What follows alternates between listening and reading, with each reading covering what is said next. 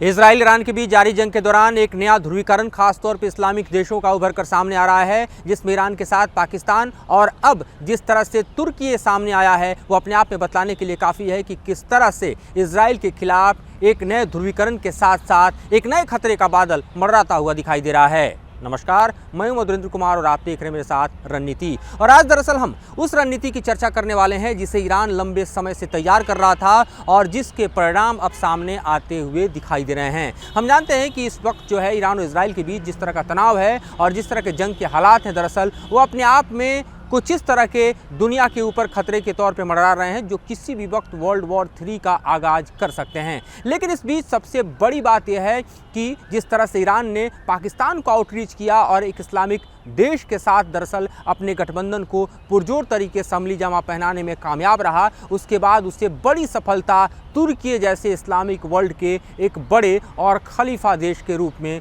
दिखाई दे रहा है। तुर्की ने इजराइल के साथ अपने व्यापारिक संबंधों को समाप्त कर इजराइल को बतला दिया है कि जंग के मैदान में अब वो किस पक्ष में है। लंबे समय से हम देख रहे थे कि खासतौर पे मिडिल ईस्ट के देश, इस्लामिक देश जो हैं वो बड़े और कहें तो कड़े फैसले लेने में हिचकिचा रहे थे, लेकिन हम देख रहे हैं कि अब इस तरह के फैसले लिए जा रहे हैं और इसके परिणाम भी उभर कर सामने आ रहे हैं। पहले जिस तरह से ईरान और पाकिस्तान ने हाथ मिलाया वो अपने आप में इस्लामिक वर्ल्ड में खलबली मचाने वाला था, और उसके बाद जिस तरह से तुर्की ने इजराइल के सामने एक बड़ी दीवार खड़ी कर दी वो दरअसल इजराइल के लिए भी किसी चुनौती से कम नहीं, क्योंकि इजराइल की तरफ से ये कहा जा रहा है कि तुर्की से जिस तरह के ट्रेड हो रहे थे उस ट्रेड के बंद होने के बाद हमें अब डोमेस्टिक प्रोडक्शन बढ़ाना होगा। ये देखना होगा कि जिस ट्रेड रिलेशंस को तुर्की के साथ इजराइल कर रहा था उसकी भरपाई अब दुनिया के किस देश के साथ की जाए। लेकिन जिस तरह से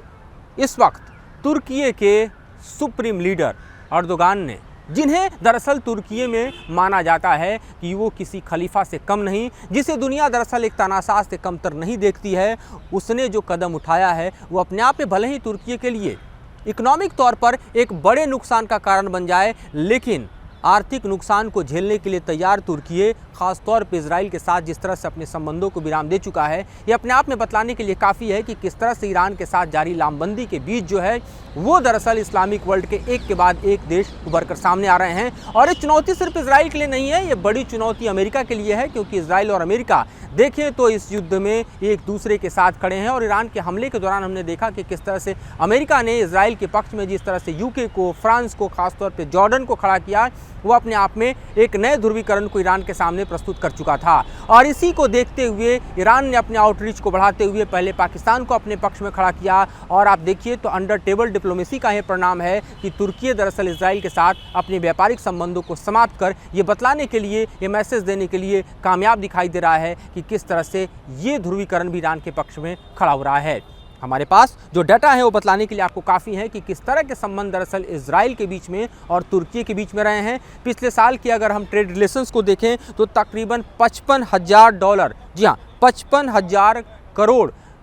की राशि बतलाई जा रही है। ये तकरीबन दोनों देशों के बीच जो है वो ट्रेड हुआ है, और इससे ज़्यादा कहीं दोनों देशों के बीच जो है व्यापारिक संबंध रहे हैं। ये अपने आप में बतलाने के लिए काफ़ी है कि तुर्की का यह फैसला भले ही अहितकारी हो तुर्की के लिए, लेकिन इजराइल को कटघरे में खड़ा करने के लिए वो कहीं भी कदम पीछे नहीं हटा रहा है। हम जानते हैं कि 7 अक्टूबर के हमले के बाद हमास ने जिस तरह की हत्या को अंजाम जो है इजराइल की ज़मीन पर दिया था, बावजूद इसके तुर्की ने हमास को आतंकी संगठन मानने से इनकार कर दिया था। और अर्दोगान ने खुद अपने बयान में कहा था कि हमास कोई आतंकी संगठन नहीं है, और अपने आप में उस वक्त से जो जारी तुर्की का स्टैंड है वह स्टैंड अब यहाँ तक आ पहुँचा है कि वो अपने आर्थिक संबंधों को भी समाप्त कर रहा है।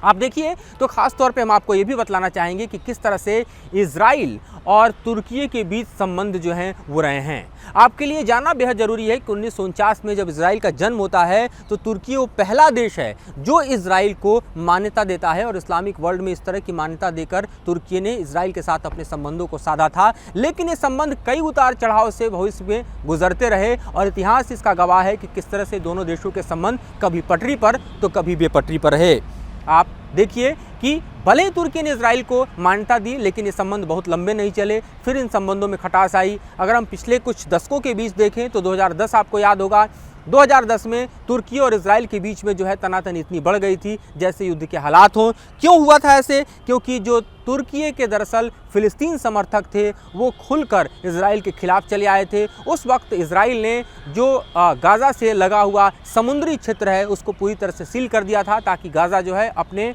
जो मैरीटाइम ट्रेड है वो डायरेक्ट नहीं कर सके। इजराइल का इसके पीछे ये कहना था कि दरअसल गाज़ा हथियार जुटा रहा है, हमास जो है वो दुनिया के अन्य देशों से, खासतौर पर इस्लामिक देशों से, खासतौर से ईरान से अपने पास हथियारों का ज़ख़ीरा जुटा रहा है, इसलिए उसको सील किया गया है। लेकिन इसके खिलाफ तुर्की के जो एक्टिविस्ट हैं वो सामने आए और तब हमने देखा था कि किस तरह से इजराइल के कमांडो और उनके बीच झड़प हुई थी, जिसमें तुर्की के एक्टिविस्ट जो हैं फ़िलिस्तीन समर्थक एक्टिविस्ट मारे गए थे और तब दोनों देशों के बीच तनाव जो है वो चरम पर पहुंचा था। और उस वक्त भी हमने देखा था कि इस नाकाबंदी का परिणाम ये था कि तुर्की और इजराइल के बीच जो है हालात ख़राब होते चले गए थे।